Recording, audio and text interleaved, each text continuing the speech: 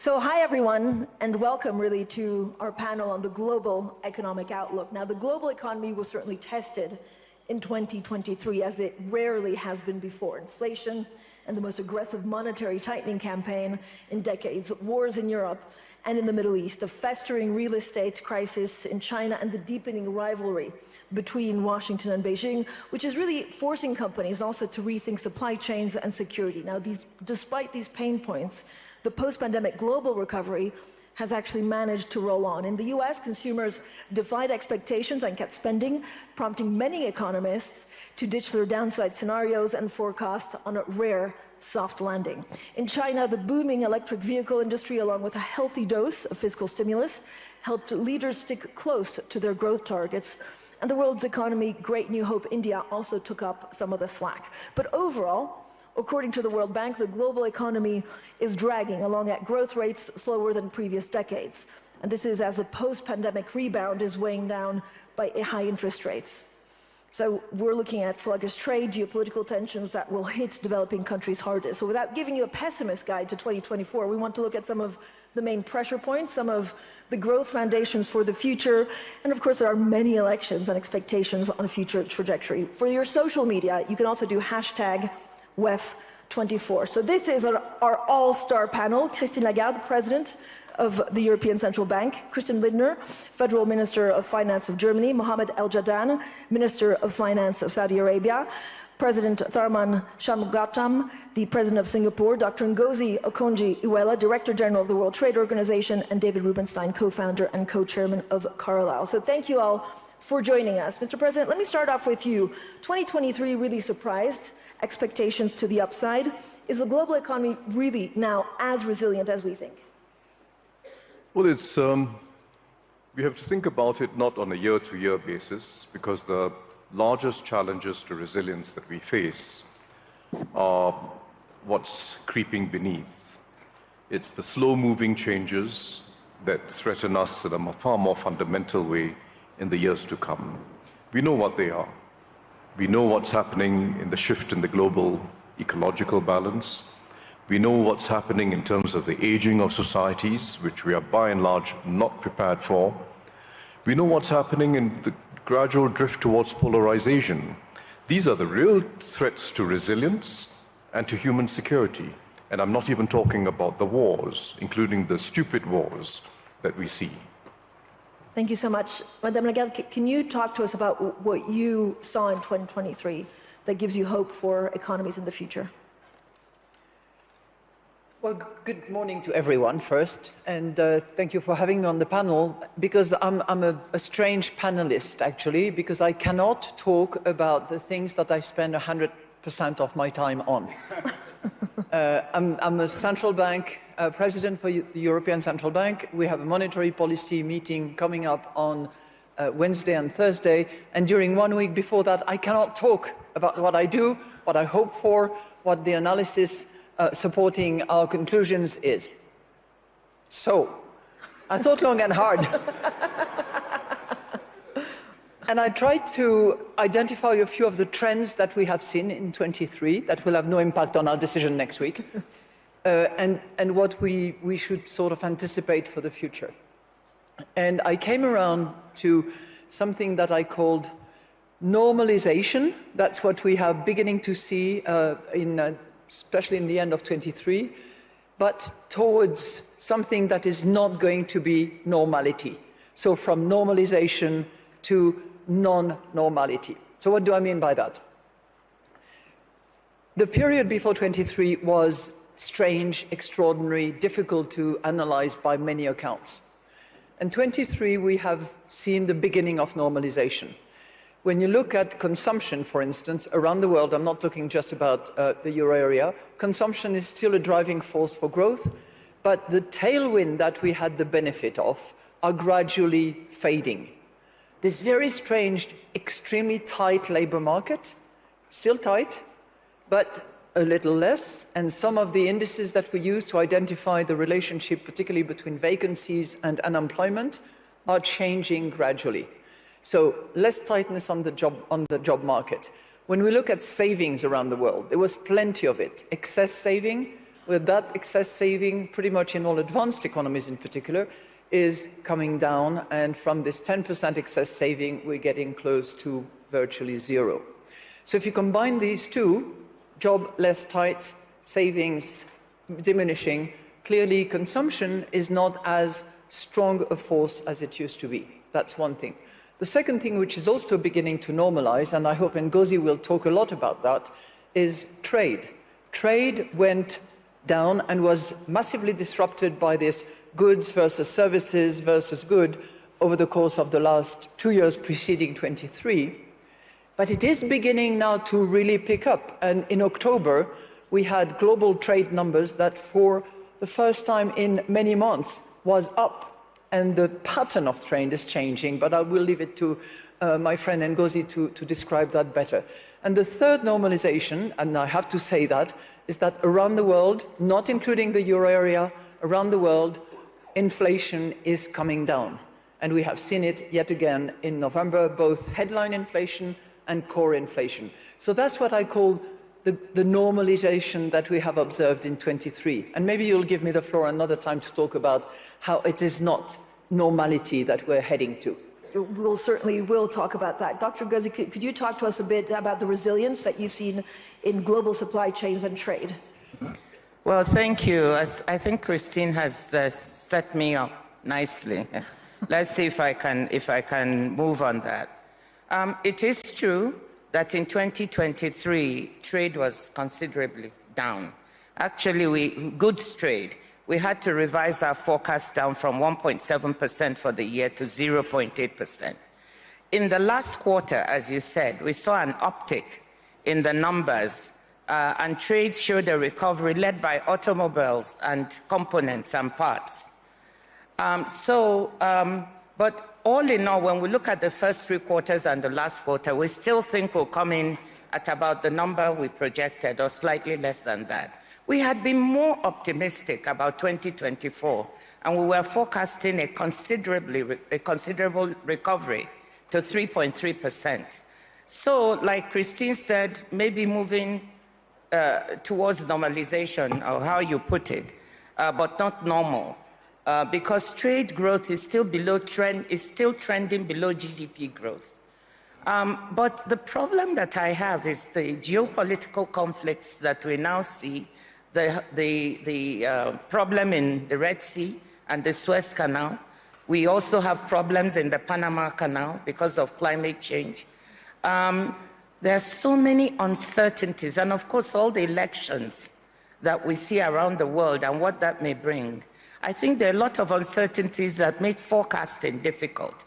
However, I'll take a bit of a risk and say I think it will be better than 2023. It may not come in at 3.3%, below that, but much better than what we saw in 2023, unless a major war breaks out. Then all bets are off. Thank you, Dr. Ngozi. Minister Lindner, Germany has prospered in parts for many years from buying energy from Russia and selling cars to China. All of that is changing also because China is making so many EVs. How do you marry the two? Well, given the historic shocks we have seen the last years, the global economy has shown remarkable resilience, and the German economy has shown resilience as well. Think about the energy situation you have mentioned. We had to reinvent the German energy infrastructure and supply in the last 18 months. And so we have not the growth perspective we are expecting, but our economy has shown this resilience. Looking to what will come over the next years, Christine said, okay, we are in the process of normalization. I would say we are witnessing a new normal, and 2023 marks this new normal. Think about the rise of artificial intelligence we all have discussing here in Davos. Think about the geopolitical tension and the threat of fragmentation we will have to deal with over the next years. The higher debt levels after the pandemic and the energy price hikes, which has shrunk our fiscal space to finance transformation. And given the very little growth perspective of the global economy, we have to answer the question how we will be able in the future to finance transition by the private capital markets and how to fight poverty around the world. So for me, it's not normalization, it is a new normal which we have to be prepared for. And has 2023 given me hope, you asked? I would put it this way, it was a call for action, because we have to rearrange some policies, and probably we see a new need for structural reforms. Probably we are at the beginning of an era of new structural reforms. Minister Al-Jadaan, what do you see as the main risks, compared to maybe the resilience that we saw last year? There are a few things. I think I would just put possibly, from what I've heard, a little bit of context. I think obviously, there are the immediate risks that will be obvious, which is geopolitics, fragmentation, and obviously the debt situation, particularly in low-income countries. And we are talking about them, and we realize that they actually pose risks, but that will add to inflation and monetary tightening. But these are the immediate ones. We need to attend to them. But then I think we need to make sure that we also attend to the medium term. I mean, the projections that we have seen from the World Bank or the IMF clearly suggest that this decade would be the lowest growth potential for the world economy compared to the first decade of this century and the second decade. And yesterday, Ajay Banga said in one of the panels a very nice statement. I will quote him. He said, "These are projections, they are not our destiny. And therefore, we should actually see what can we do to form our destiny by actually changing the way we do things, by adopting policies that will actually fuel growth." These are very important, and again, in relation to low-income countries. Low-income countries are actually coming under a serious crunch of debt, and for them to be able to grow, they need to invest. And for them to invest, we need to restructure their debt and allow them access to money that they can then fuel their own growth, which will help the rest of the world. Thank you so much. David Rubenstein, what do you worry about the most in 2024? There are many things to worry about. Well, I worry about everything, but I would say the most important thing I wanted to convey is that predictions made in January about what's going to happen in the remainder of the year is generally wrong. Last year at this time, here and other forums around the world, people were predicting the U.S. would likely have a hard landing, if not a hard landing, a soft landing, but a soft landing implies very low growth. As it turns out, while the numbers aren't really in yet, the U.S. will have grown probably around 2.5% for 2023, which is much better than anybody really projected at the time. The U.S. has its challenges for sure, but inflation is coming down, and as a result of that, the Federal Reserve is likely to reduce interest rates relatively in the near future. In our't we have a presidential election. I think everybody probably recognizes that. And as a result, the Federal Reserve wants to get its rate cuts out of the way before the presidential election is in full steam. Because if you have rate cuts right before a presidential election, it will be seen as helping the candidate who's in the White House, because it'll gin up the economy, is the theory. And so the Republican nominee would not be happy with that. So the Fed is going to get 3 rate cuts in or more this year, as I expect it will. It will have to get those done relatively in the first quarter, certainly in the first half. So you can expect to see rate cuts. And that will probably drive the U.S. economy. During presidential election years, the U.S. economy generally does pretty well. We tend not to be in recessions in presidential election years because Congress spends a lot of money, and the Fed tends to be relatively easy on monetary policy during presidential election years. The biggest risk for the U.S. economy is the usual risk that everybody has. Are we going to be in a war somewhere, something like that? Is there going to be another pandemic? But it's really like we look in the mirror and the enemy is us, because the biggest risk we really have is the dysfunction of the U.S. government, our inability to pass appropriation bills that fund the government on time, the inability to deal with the debt limit issues on time. Those are the biggest things that worry me, whether at some point the U.S. government just can't get these issues done because of the political problems we have in the country. And as a result, I worry more about that than other things in terms of the U.S. economy going forward. We will have a presidential election year, and almost everything every candidate will say will probably not be true about what will happen in the future, because they probably won't be able to get done what they say they're going to get done. But it'll be interesting to watch. But David, a number of leaders have expressed concern of what Donald Trump in the White House means for fragmentation, for foreign policy. Right. Is there any way that the rest of the world can Trump-proof their economies? If somebody has a way to do that, I think they should patent it and probably sell it to somebody else. But it'd be very difficult to do. Clearly, the biggest political change that occurred in the United States last year also was unpredictable, or unpredicted, I should say. I don't think anybody outside of the Trump family would have predicted that Donald Trump would be indicted 4 times, 91 counts on various indictments, and that his popularity would soar to the point where he has a reasonably good chance of locking up the Republican nomination by March, which is earlier than almost any contested presidential candidate has been able to lock up the Republican nomination. If he is nominated, it'll be the first time ever that a Republican Party has nominated the same person 3 times in a row. He clearly has a following that many of the analysts missed, and I don't think any of the court cases are likely to change his momentum. So I think people should recognize that he's a serious political force and should not discount the fact that he could well be elected again, despite the fact that many people in Europe, where we are now, are not really his biggest fans. And so I wouldn't rule out his possibly getting elected again. Joe Biden shouldn't be discounted. Obviously, we have 2 older candidates.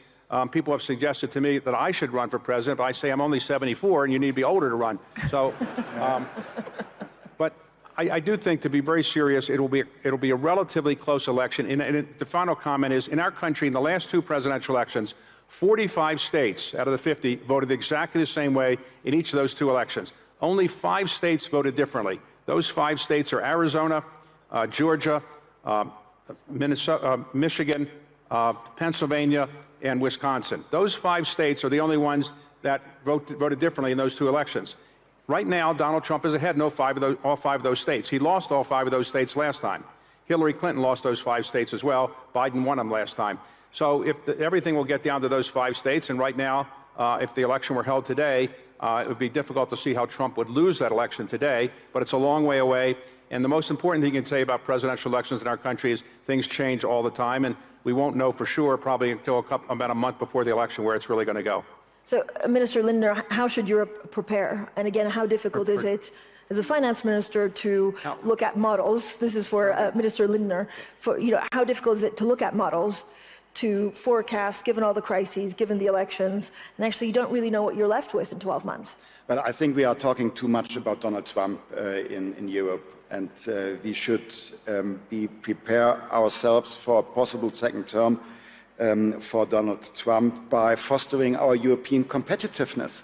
Doing our homework is the best preparation for a possible second term of Donald Trump, and this includes our capabilities to defend ourselves, being an attractive partner on eye level when it comes to the economic situation and when it comes to a fair burden sharing under the roof of NATO is the best we can do to be in a good partnership with the United States.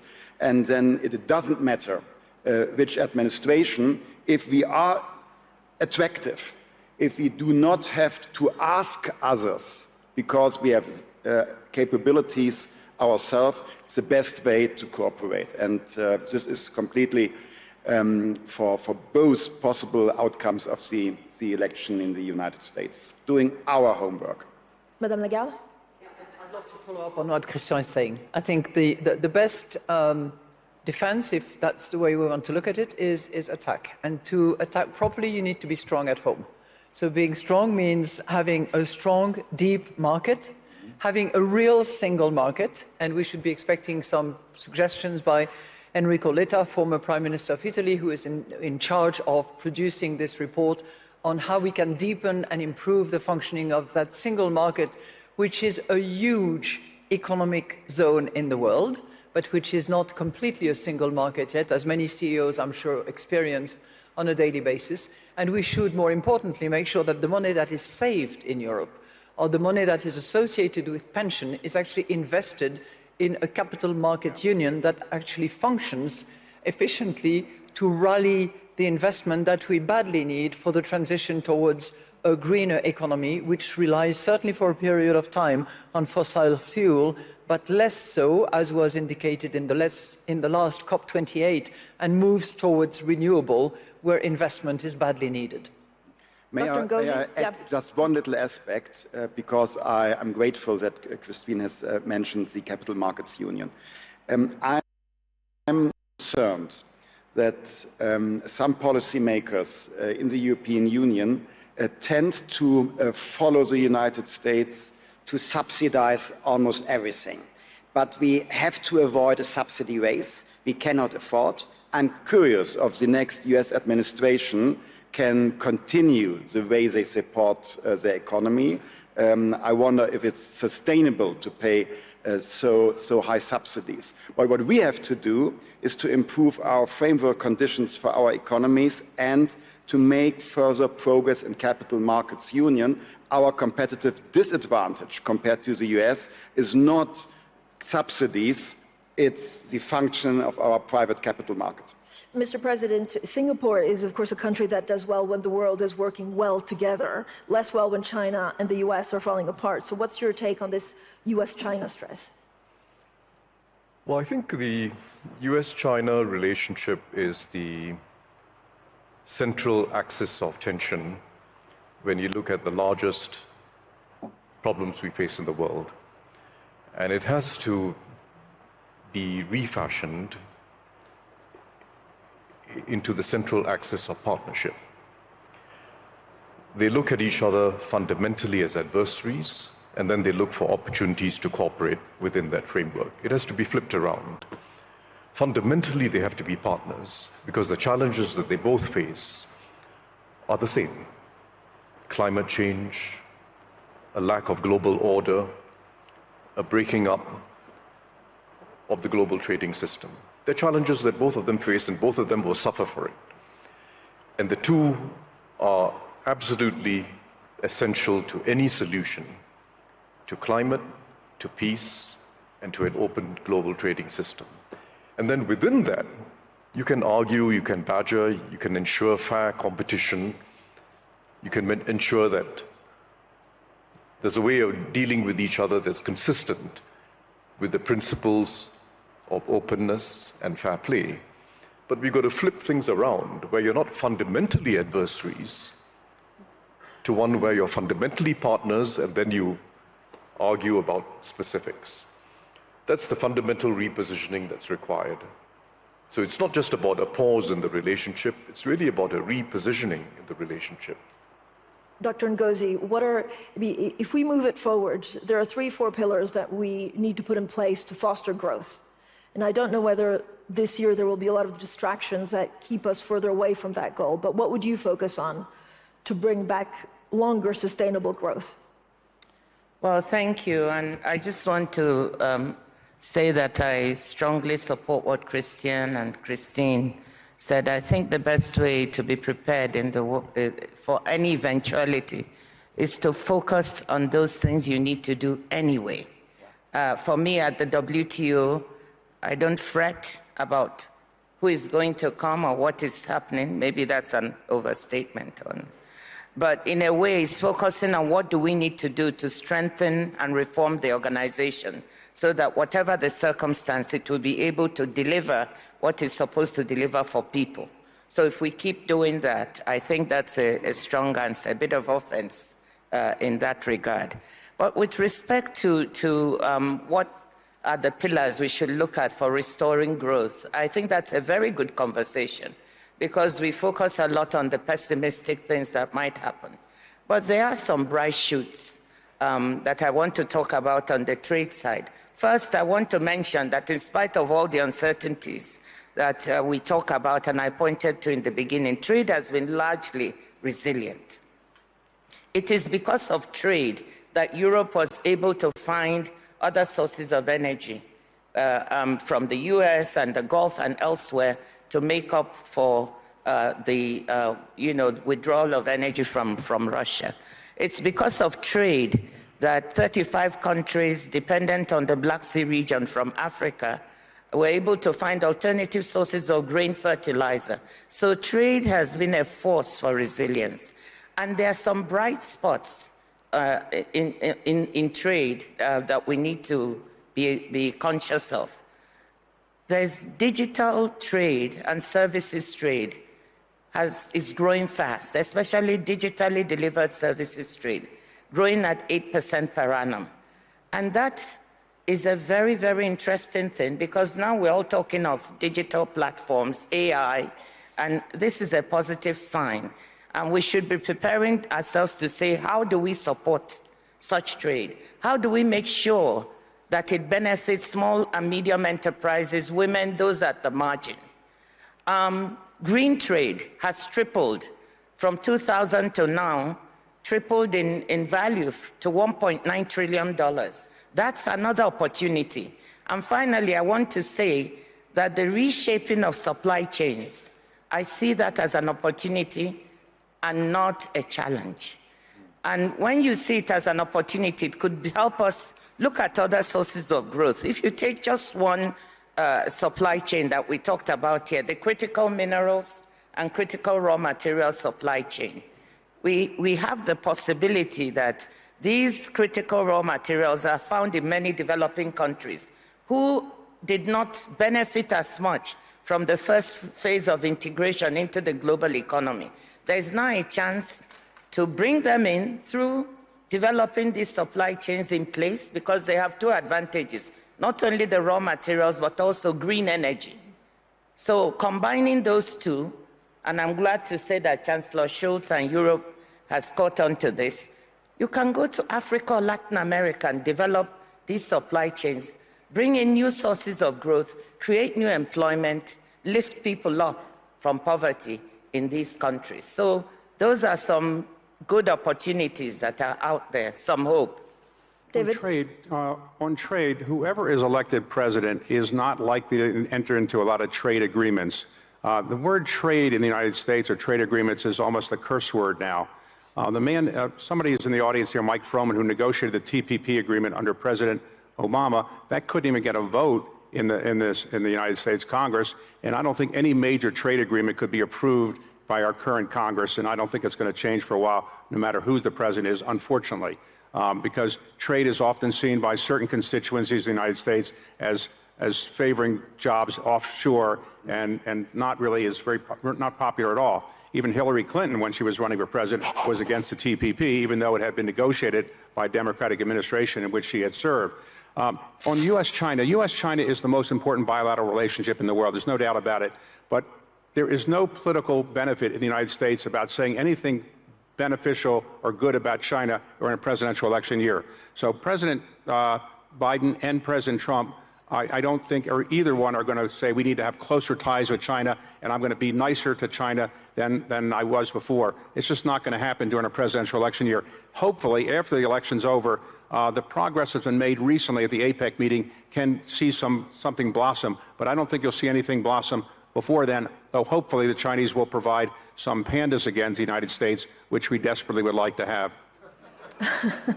Minister Al-Jadaan, what are some of the policies that you think we need to put in place now to make sure that there's success in 4 or 5 years that we're maybe not thinking about as much as we should? First of all, I would like just to follow up on this. I was talking to a US friend yesterday about almost the same subject, and I asked him whether he is optimistic, and he said, well, at least it is only 4 years, and someone else will come. So it would be interesting to see what is going to happen in the next 4 years. But more seriously, I think what needs to be done is looking at how can you actually mobilize your own resources, how can you do structural reform. I can tell you from experience, and I'm not here really to promote what Saudi is doing, but from experience, what we have done in the last 7 years actually helped us significantly in our resilience to deal with the multiple shocks that we are facing, including what the current situation, geopolitical tension. So structural reforms are critically important.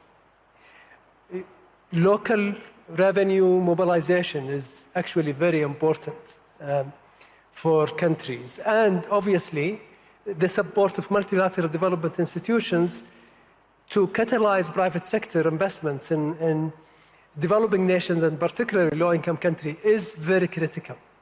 Catalyzing that is, I think, will be, and I'm actually very optimistic with the reform that the World Bank is doing and actually bringing MEGA, IFC, and their own IBRD and IDA together to make sure that they provide that support and catalyze more private investments in low-income countries. I think this is promising, and I would love to see some results actually this year. Mr. President, you worry about something that we're not really talking about, and this is fiscal spending.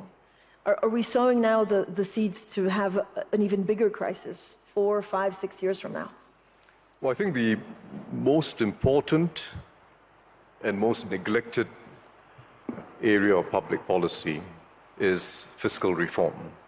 Christian spoke about the already very high debt levels, so we're starting in the wrong place. And we're going to have to address challenges in the future that are going to have to require more fiscal investments. We're neglecting the issues because it's never pleasant to talk about raising revenues or raising taxes. It's never pleasant to talk about redirecting subsidies or redirecting spending. So we're just merrily gliding into the future, tinkering at the edges. And even the most major international tax reform of recent years, through the G20, was really about something very small to do with corporate taxes and rearranging and reallocating corporate taxes. It's a very small issue compared to the challenges we really face. The big issues are, how do we address the climate transition? How do we address the needs of aging societies and broken social security systems? And how do we address a challenge of an AI era and ensuring that populations can cope with it and benefit from it? It's all going to require the public sector. So if I just take the first, there is no realistic solution to the climate transition that does not involve a globally coordinated system of carbon taxes. There's no realistic or fair solution that does not involve a globally coordinated system of carbon taxes. And Ngozi at the WTO is coordinating this with several other international organizations. It's still early days. There's a perception that it's unjust, it's unfair, it'll lead to inflation. In fact, quite the contrary. If we don't do this, the countries that will suffer most ultimately are the developing countries. They're going to be the worst affected by climate change. If we don't do this, it's ordinary vulnerable communities that will suffer the most. What we need is a system of carbon taxes coupled with subsidies for vulnerable households and a stream of funding for the developing world to allow them to engage in investments in mitigation and adaptation that allows them to keep growing. And that's a real opportunity. It's a fair solution, and it's the only realistic solution, and we can't keep ducking it. Second, there's a huge opportunity of redirecting subsidies. The IMF has estimated that about $1.3 trillion is spent each year in fuel subsidies. That's about 5 times more the amount of subsidies that goes into green technologies and green energy. We've got to redirect it. redirect those fuel subsidies to helping vulnerable households, to helping firms to adjust, and to spurring renewables and other green technologies. That's a major redirection. It's fair, it's sustainable, and it's realistic. It has to be achieved. The third issue that's maybe the most neglected is preparing for an aging society with confidence. And it means rejigging in significant ways of social security systems and healthcare financing systems. It's not sustainable. Too many people who don't need support are getting support, and too many people who need support the most in healthcare systems are not getting enough support. So there has to be a reshaping of that curve of subsidies within healthcare to benefit those who need it the most. There has to be more spending on preventive or preemptive healthcare spending to help people stay healthy for as long as they can, rather than wait for the very expensive occasions when they have to end up in hospital, particularly for acute care. So fundamental reform to healthcare and fundamental reform to labor markets to allow people to stay engaged at work if they wish for as long as possible. Those are very important shifts in social policy. So we have to get real. The challenges we face are different from the past. We're not going to address them by just tinkering around the edges with rearranging corporate taxes and the like. It requires raising taxes to take on the climate transition. It requires redirecting subsidies to be fair and to ensure that as we age, no one is vulnerable, and we can actually sustain high-quality healthcare systems and social security systems. It requires change, and we discuss this very rarely. We have here 5 current and former finance ministers who've gone through years of discussion at the G20, at the IMF. We spend a lot of time talking about monetary policy. We spend very little time talking about fiscal policy reforms for a more secure future. On that, can I just say on that point, fiscal reform in the United States, very difficult to do. We now have $34 trillion of debt, $34 trillion of debt. The interest on it is approaching our defense budget. And if we don't resolve this in the near future, something's going to happen to the dollar. The dollar has been the only reserve currency for quite some time. But if the United States can't get its fiscal act together, at some point, people are going to do what they did to the British pound and the Dutch guilder years ago when too much money was borrowed by those countries and their currency didn't become as valuable and therefore lost its reserve status. The U.S. doesn't have any real challenger right now to reserve currency status for the dollar, but it will if it keeps doing what it's doing. We have 122% of our GDP in debt, and we are each year our budget deficit is probably about 25% of our spending. And we just can't keep doing that, but there is nobody in the United States government that I see is really seriously addressing that problem, but it will be a big problem in the not too distant future. Thank you. Dr. Ngozi? Well, maybe you're pointing to me because I was nodding so much when Tharman was talking, and that's why he's a favorite. I mean, we have to look at what we need to do on the fiscal side to finance the green transition. The money isn't coming. The amounts are huge and the trillions needed. You take Africa, for instance, it needs $190 billion to finance per year, up to 2030 to finance the green transition. What is it getting now? Minute amounts. How is it going to be raised? So we have to think of sensible things like, how do we raise that money? So that's one. The second is business. They're facing a lot of regulatory fragmentation. There are 73 different carbon taxing and pricing regimes in the world today. They are confused. When they go from one country to the other, they have to think about a different way and a different system. So how do we bring this together? So if we have a common methodology or framework for a global carbon pricing regime, I think that will help. And then we can use some of those resources that would be raised to help finance the green transition in those vulnerable countries that don't have the resources. So that was why I was nodding so vigorously. And I think developing countries need to get behind it. We've now the international financial institutions have all been working on this in parallel. The IMF, the World Bank, the WTO, the OECD. And finally, we are coming together in one task force to try to see if we can put all our energies together and develop a common methodology or framework. We know that not every country is going to have a carbon price or tax. The US will never do it. They will approach it through regulation and subsidies and other means. But once we have a common framework, we can all measure what we're doing against that. And more importantly, we can transfer some of the resources raised to help finance the green transition. So thank you for raising that, Tharman. Yeah. Dr. Ngozi, I know you have to leave in a couple of minutes because you have an important meeting. So a very quick question to you. Why has it been so slow? Is it because we're distracted with other crises? And are you confident that actually all of this is going in the right direction? Well, it's so slow because, I mean, when you talk of raising taxes or prices, it's never a popular subject anywhere. As Tharman said, you have so many former present finance ministers on the panel, and we know what this means. It's politically difficult to talk about raising taxes. It's also politically difficult to phase out subsidies. We tried it when I was a finance minister in Nigeria, and we wanted to phase out our subsidies. We went halfway, but it was very politically sensitive. So that is why you don't hear great enthusiasm when you talk about raising taxes or phasing out subsidies. But I think the world, we need to take some hard decisions. You cannot have a situation in which you have $1.2 trillion in fossil fuel subsidies. A lot of it is in developed countries, by the way, not developing. And then we are trying to look for peanuts for a loss and damage fund.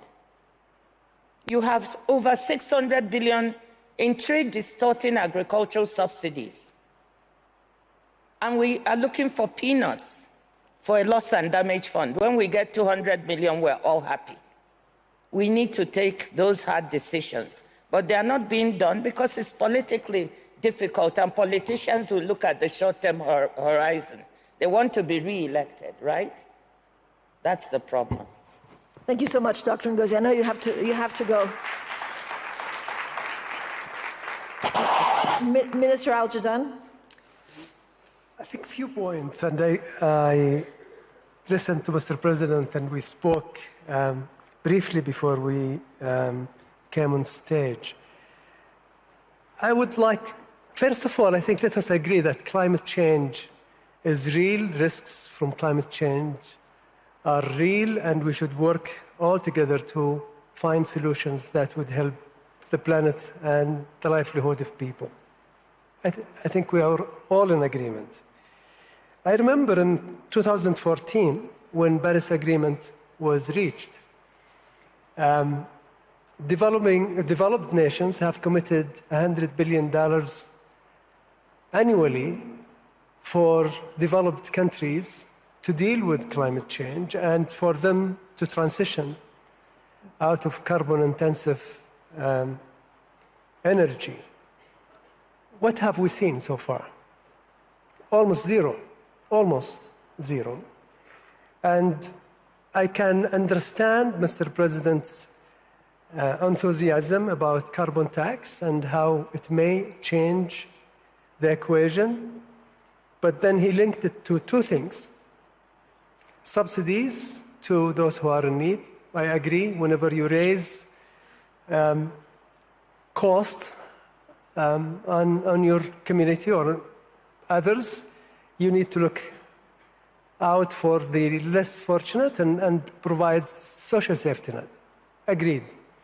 The second caveat, Mr. President said, is we need to find a way that we channel part of that to low-income countries.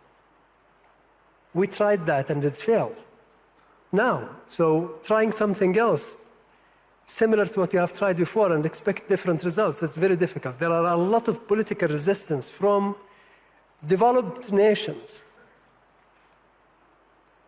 Politically, internally. I mean, we have heard just now some of the comments. So to say that we will put the tax, but then we will direct some of it to low-income countries is going to be very difficult politically, extremely difficult.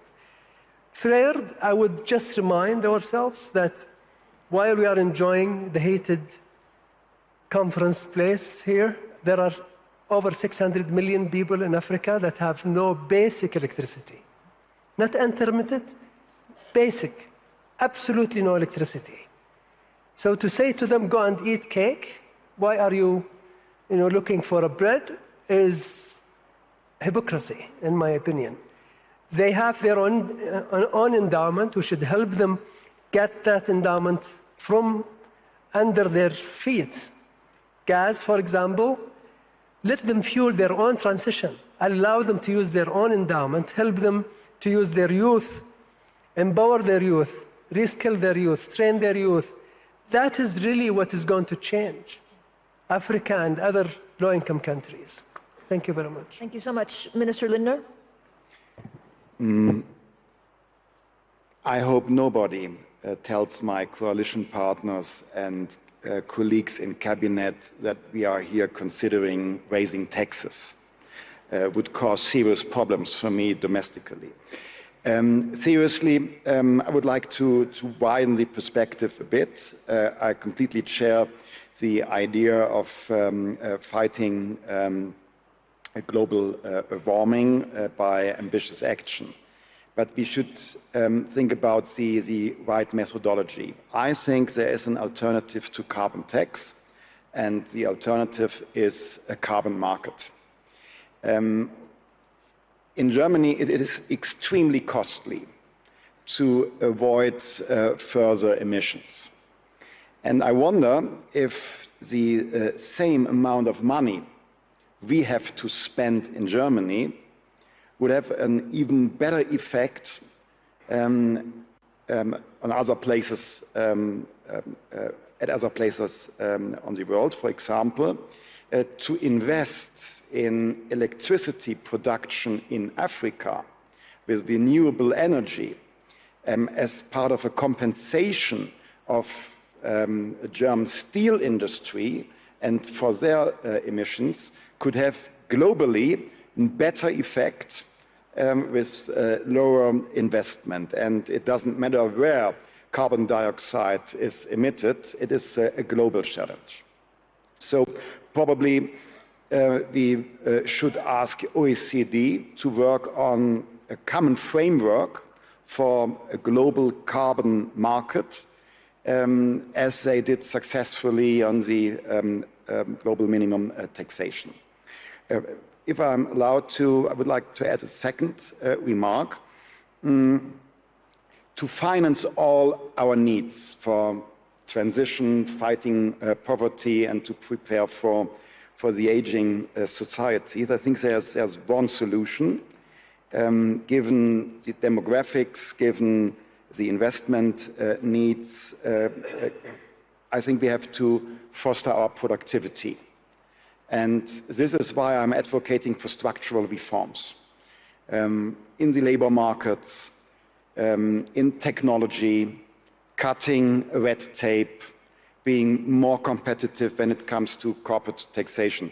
And, well, obviously, I'm talking about the reform agenda of Germany, but I think others have to face similar challenges. We in Germany, we have to do our homework, and probably we are part of a model because others have similar challenges. We had to solve our debt and deficit issues, which has made me becoming the loneliest minister in cabinet, but we succeeded to solve our debt issues, and now we have to strengthen the supply side. And I know what some of you are thinking. Germany probably is a sick man. Germany is not the sick man. Germany is, after a very successful period since 2012 and these years of crisis, Germany is a tired man after a short night, and the low growth expectations are partly a wake-up call, and now we have a good cup of coffee which means structural reforms, and then we will be continuing to succeed economically. Thank you so much, Minister. We only have 5 minutes left, so I'm going to call on Madame Lagarde, and then David, President and Minister. So thank you very much. I would like to flag a couple of areas where I think there can be hope and there can be trust if we deliver. And I'd like to start with 2 observations as a follow-up to Tharman. Your point is well taken about taxation, Tharman, but you have in this panel, in the discussion we're having, a good example of how difficult it is. Because tax issues present a huge heterogeneity. Whether you're sitting in one country or the other, you can have a tax burden of 50% of GDP or 10% of GDP, and you're starting from a completely different picture. So that should be taken into account. Second, there are currently instruments that have been laboriously negotiated at the OECD level to put in place those 2 pillars, one that institutes a minimum corporate taxation, and the other one that proposes to allocate profits of large corporates around the world on the basis of where the activity is generated. These agreements have been approved at the OECD level.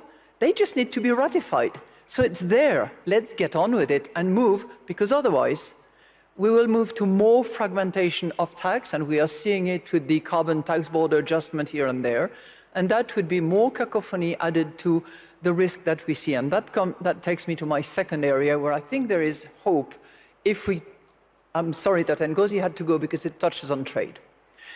Everybody will agree, no matter how much we talk about deglobalization, that globalization had massive positive impact in pulling people out of poverty, hundreds of millions. If we listen to Ajay Banga from the World Bank, this virtuous path on which we were heading is now at best stable, at worst declining. More poverty than less poverty. Well, if we look at trade and the decoupling or the de-risking, however we want to call it, it implies 2 things. One, there will be different and new sources of supply and new patterns of trade, number 1. Number 2, because there is more vulnerability associated with supply, it may well be that the cost will be higher in the long term. And maybe that's not such a bad thing.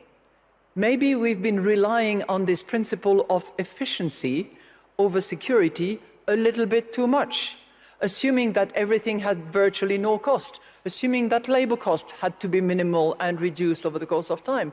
Well, this can change, and maybe can change for the better, to bring those people who had the benefit of globalization and were taken out of poverty, also out of this recessing poverty that is at risk of bringing some of them back down again. So I see a lot of positives on those 2 fronts. I had a few other items, but I'll save them for next year.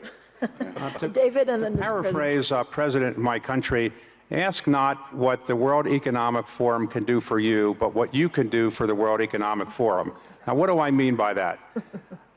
The purpose of the forum, and I can't speak for it because Klaus is the person who is really the most responsible to be able to speak for it, but I can say that the purpose of for this purpose is to inspire people. What we've tried to do in this panel and in other panels around the World Economic Forum is inspire people and educate people.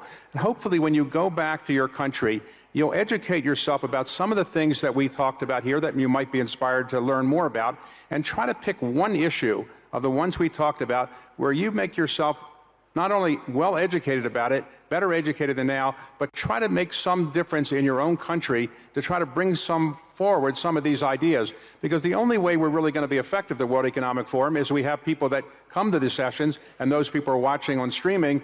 They are going to take these ideas and do something useful with them by working in their own countries to kind of educate people about these things. And that's what I really hope all of you will do, is take something away from this session and say, I am now inspired to learn more about this issue or that issue, and I'm going to try to do something in my country to make it more likely that that will happen. Thank you. Thank you. In 30 seconds or 1 minute, Mr. President, what are you positive about? So, I agree entirely that we need carbon markets. That itself is a complex endeavor, but we need to develop it and we need to make it global. It's not a substitute for carbon taxes, for a very simple reason. Governments are going to have to invest significantly more than they've invested before. We want the private sector to fund most of the transition, but about a third of the investment is going to have to come from government. Because of externalities and other reasons, it has to be funded. It has to be funded. And we can't, there's no magical thinking here. Funding requires taxes of one form or another. The alternative is more and more borrowing, which Christian will be the first to agree, is not sustainable. So let's not duck the issue. Our real challenge is political. It is unpopular to raise any taxes. You have to design taxes together with subsidies so as to make it acceptable and fair. And that's the task of finance ministers. And we've got to coordinate this as much as possible globally so there are no leakages. Design taxes and subsidies so that we can get ahead on this, invest at a higher level, and make it fair for ordinary people. The developing world, I quite agree with both Al-Jadaan and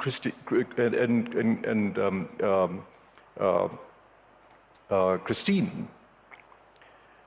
It is an opportunity. We have the opportunity, in fact, of growing green energy-powered industry in parts of the world which have lots of sun and wind. We have the opportunity of shaping growth strategies that are sustainable, but it's going to require investment. It's going to require support from the advanced world, going to require a much enhanced role for the international financial institutions. We can achieve it. So all I'm saying at the end of the day is our political antennae have gotten too short.